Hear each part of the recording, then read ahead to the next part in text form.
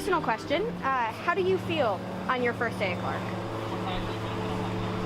I was pretty excited, pretty comfortable. I'm really independent, so I didn't feel weird about moving out or anything like that. I felt really excited. I'm a transfer student, so Yeah. I'd gone to a bigger school. Probably excited, but mostly just scared, anxious. But I was excited in the sense of like getting to know new people, both my age and older, Yeah. and a new type of education. So Clark was new, and I thought it would be very exciting to go to a brand new school that people didn't really know very much about, and I just decided that that's what I would do. And I thought, well, I don't know what I'm doing, but I'm going to see the dean, that's for sure. How many years do you think did it take Clark to accept women undergraduates? I should know this because I'm a history major concentrating in women's studies. probably 15 years. 15, 20 years? Nope, 55 years. Oh my god! They didn't accept women until 1942. Wow. Yep.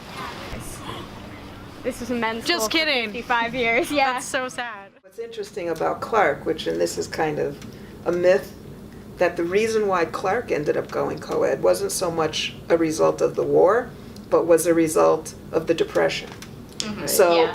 I mean, that to me was, because all you would think, oh, you opened up in 42 was because the men were all going off to war and they needed to fill the classrooms, but that wasn't true. They started pursuing the idea of opening the doors for women in the late 30s. Right. And it was really because they couldn't afford to keep the school going. And what was also interesting too was the fact that the big issue was whether or not Jonas Clark's will would allow women to come, and the fear was if they allowed women to come, then his endowment would basically be pulled from the university. So there was a whole legal thing that they had to go through, and what the end result was is that they would allow women in, but none of the funds from the Jonas Clark endowment could be used to fund for the women. Yeah. Which was interesting. And then what was even more interesting is that there was a student who was here who did his honors thesis about the economics of Clark University through the ages. And there was a page about the 1940s, and there was a grid, and he showed how the men's college was operating in the red, however the women's college was operating in the black, so they were using the funds from the women's college to fund the men's college, even though the women's college was not allowed to use any of the funds from the men's college.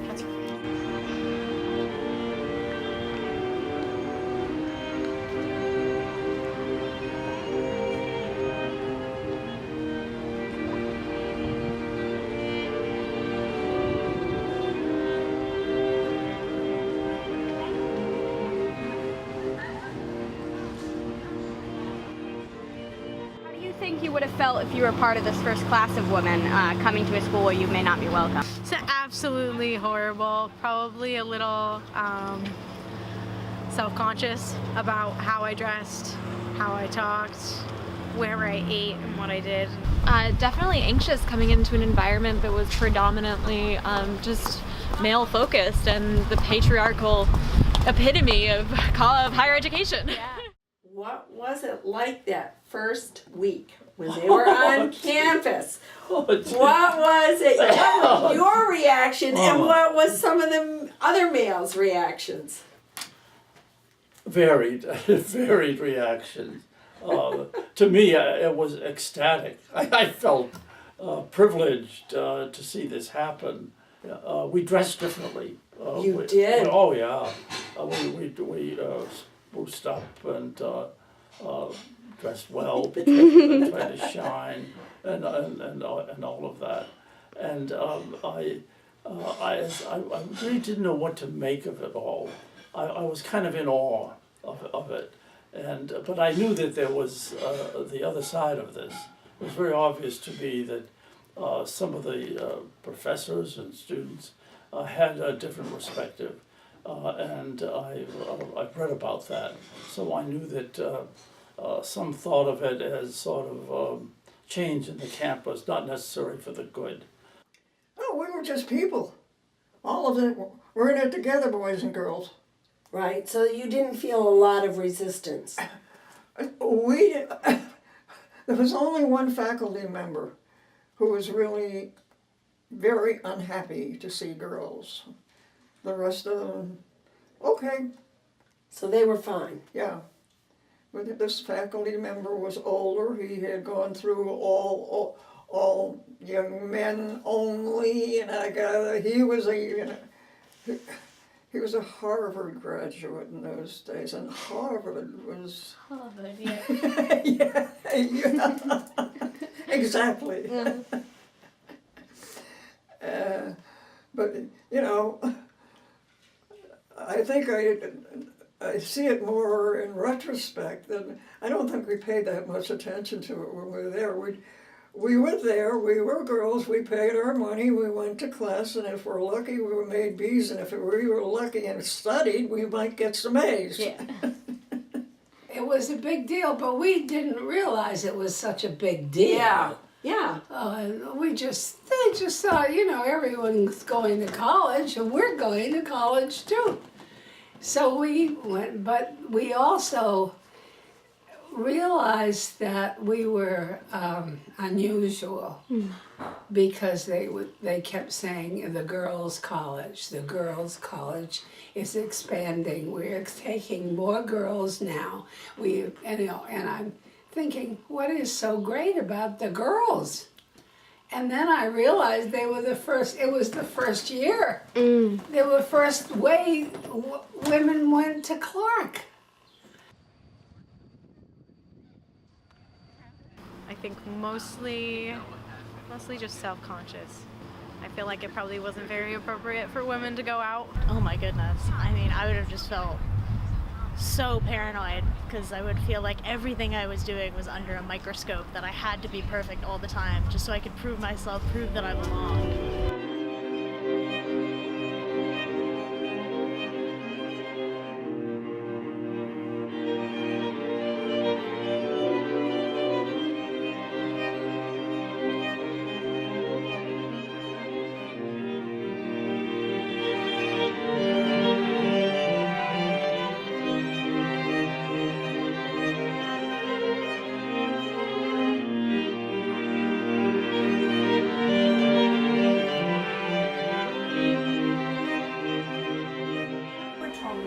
You know, when we've spoken about this before, and other women in that time period, you know, first coming to Clark, that there was just a lot of physical activities, as you say.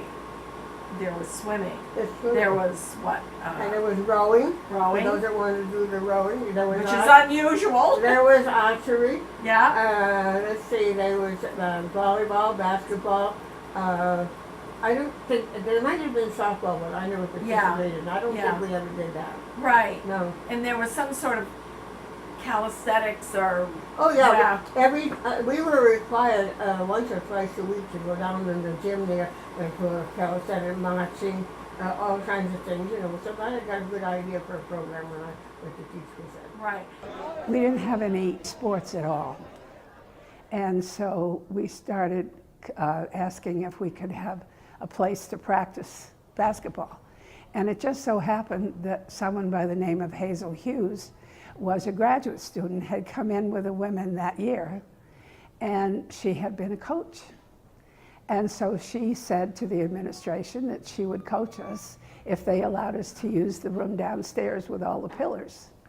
And so we started. So I was fast and I had a hook shot.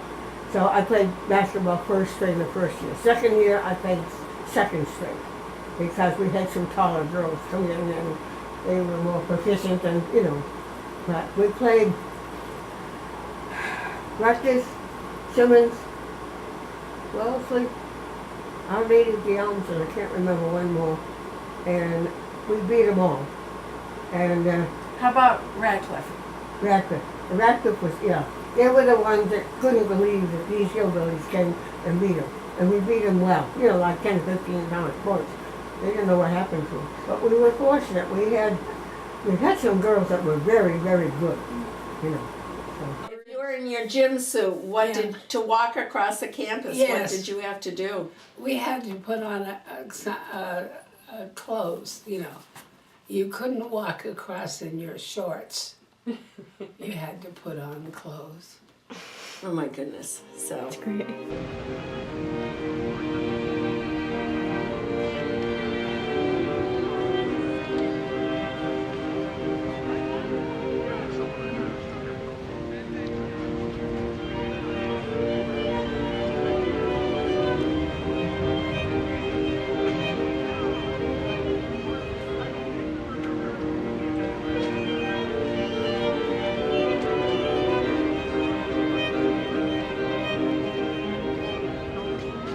I knew they were on the CUPS International Relation, and I think in the Debating Society Yeah. as well, which I was very active in. There were some women. My just impression is that they seem to mold into it. We had different kinds of things going on. You did theater. You were Portia and the Merchant of Venice. Wasn't that there a theater that group? was a big thing I was in, Karen, was theater, yeah. And that's the first time that they had women actually play the roles of Yes, women, because right? they used to go outside and get women. And so the women were really kind of annoyed that they weren't called on anymore. were there a lot of dances at Clark or nearby? Oh, yeah. Well, there was always a school dancing. I mean, I don't remember, I don't think it was every week, but there were like maybe one of the sororities would have a dance, and then maybe there'd be 2 school dances, fall and spring. And those are the school dances. Mm-hmm. And then there were the other dances that were small ones. It was all at Clark. Yeah. I didn't go anywhere else. It was Clark students, and we would think about what we wanted to do, and we'd do it. It was mostly individuals. Shall we do this or shall we do that? Or they were. We just all knew each other. And nobody asked any questions. And I can remember one spree day, we got bags of water, and we went up to the top floor of what's the first? Jonas? Huh? Jonas Clark? Jonas G. Yeah, Clark. Up to the top, we could get. In those days, we could walk around. There was the top floor was still sort of an attic. Mm. And the windows looked down, right down below, and we had bags of water. And around spree day, sometimes you couldn't quite hold those bags; they fell out of your hand. That's perfect. That should be reinstated. Yes. We only did that once. I mean, we managed to get away with it, but I wouldn't think it would happen again. But that, I think, is one of my real fun things. Spree day was, we danced. It was a different world than you know. What do you think Clark owes to these first class of women? Oh, so much. Just, I think women finding their way into institutions of higher education in general just paved the way for us to be here at all. And I think, it's so great because I think women have such a strong place at Clark now. And I'm just glad that they kind of opened the door for that. Our acceptance and our understanding of other minorities or people who have been discriminated against deserve more acknowledgement and recognition. I think we owe them a huge, huge thank you, and I commend them for their bravery and their courage. So, yeah. Why should students now be interested, in these past experiences of women at Clark, and students at Clark. And I mean, if you look at Dillon, times are a-changing. I really see the times in the 40s when women first came, the times in the 60s when I was here, and the times now with a lot of turmoil, change, social change. There is a link. I mean, if you look at the history, those generations are sharing a similar experience. Yeah. And so that's why I think that students should take a look at how change was handled. How did Clark students handle that change, male and female, in the 40s, during the 60s, and now. So I think, it's a history lesson. And I was a science major, and all of a sudden I'm interested in history. I was a math major and I've never spent so much time in the library Yes. until this project. So yes. And I'm a history major, and I'm here, so Yes. full circle. Yes. So there are parallels in all of these situations that, students should be interested in. And I think from my perspective, through this project, I've gotten to meet some fantastic people. Yes. And made some Definitely. new fantastic friendships. Makes me proud to be a Clarkie. Ditto.